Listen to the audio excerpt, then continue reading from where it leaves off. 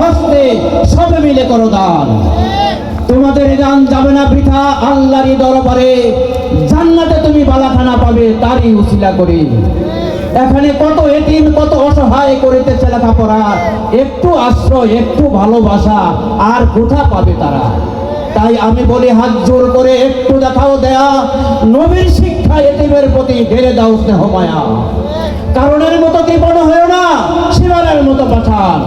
মালদনকারী আজীবন থাকে না, হতে পারে অবসান। কবরের দূর অন্ধকারে জ্বালাতে চাইলে বাতি, কৃপণ সাজিয়া বসিয়া থেকো না, দান করো রাতারাতি। দানের জন্য প্রতিযোগী হলেন হযরত ওমর, আবু বকর। ওমর দিলেন অর্ধেক সম্পদ, আবু বকর দিলেন সমুদয়। যদিও আবু বকরের তুলনায় ওমর দিলেন অনেক বেশি, তবু আবু বকরের সেই দান পেয়ে আল্লাহ হলেন মহাখুশি। তাই কিম্মত বুঝে হিম্মত করো, আছে যারা যাহা কিছু, দানের হস্তে এগিয়ে এসো, কেহ না পড়িবে পিছু। তাই লক্ষ দিবেন, হাজার দিবেন, দিবেন টাকা শতে শতে, 20, 50, 5-10 টাকা পৌঁছায়া দেন হাতে হাতে। ইনশাল্লাহ আপনারা দিবেন তো 20, 50